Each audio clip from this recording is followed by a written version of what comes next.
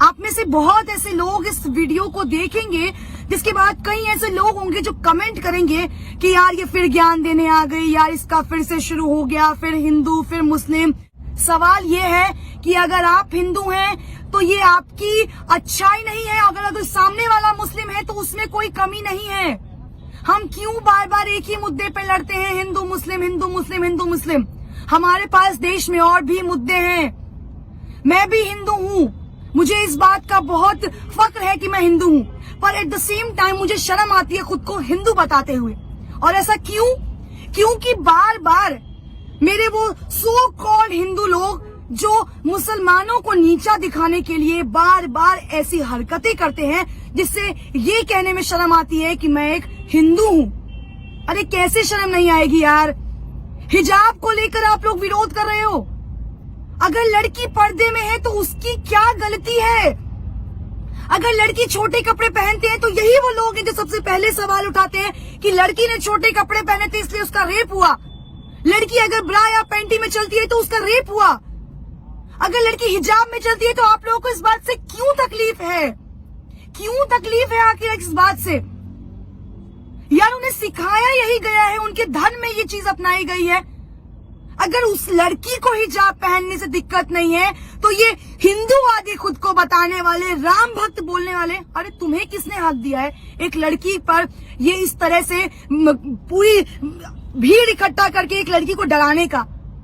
लड़की मैं भी हूं और फक्र के साथ उस लड़की होने का प्राउड करती हूँ कि उस लड़की ने इतनी भीड़ में जो साहस और हिम्मत दिखाई है। सैल्यूट है उस लड़की को यार। तुम उस हर लड़की के लिए इंस्पिरेशन हो जो लड़की सामने आने से, बात करने से डरती है। अरे तुम खुद को राम भक्त बताते हो, शर्म आनी चाहिए तुम्हें। अरे काय के राम भक्त हो यार तुम? केवल रोड पर श्री राम के नारे लगाने से, हिंदू काटे जाने से, मुस्लिम काटे जाएंगे, राम राम चिल्लाएंगे जैसे नारे लगाने से तुम हिंदू और राम भक्त हो जाओगे? Seriously? Are you kidding? No bro no, नहीं होने वाले आप राम भक्त। कौन सा तुमने भगवत गीता पढ़ा है जहां ये बोला गया है कि दूसरे धर्म की महिलाओं को, दूसरे धर्म को नीचा दिखाओ और खुद को ऊपर लेकर आओ? तुम्हारे माँ बाप ने तुम्हें शायद यही सिखाया होगा कि अपना धर्म अपना है और दूसरों का धर्म नीचा है। यही सिखाया ना तुम्हें? सवाल उस सरकार पर उठाती हूँ जो बार बार चुनाव से पहले हिंदू मुस्लिम करती है। अरे क्यों भाई? रोजगार के मुद्दे पर आके लड़ो ना चुनाव।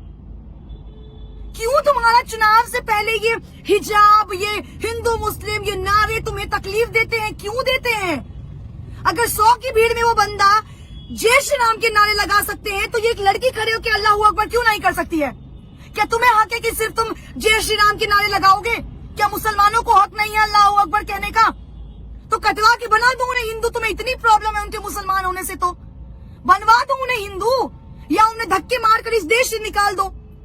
क्यों गाते हो सेक्युलरिज्म का नारा? क्यों लगाते हो सेक्युलरिज्म का नारा जब तुम्हारे देश में ही एक धर्म को नीचा दिखाया जाता हो बार बार? कहाँ है वो भाजपा के नेता? हमारे भाजपा के जो नेता हैं कर्नाटक के सीएम, क्यों चुप्पी साधे बैठे हैं? अब महिलाओं की सुरक्षा नहीं याद आई, अब महिलाएं नहीं याद आई, अब आपकी सरकार सबका साथ सबका विकास पर बात नहीं करेगी। किस बात का डर सता रहा है आपको? जवाब दीजिए ना। कहाँ है स्मृति ईरानी? कहाँ है मीनाक्षी लेखी? कहाँ है निर्मला सीतारमण जो राहुल गांधी पर एक सवाल खड़ा करने में पीछे नहीं हटती हैं?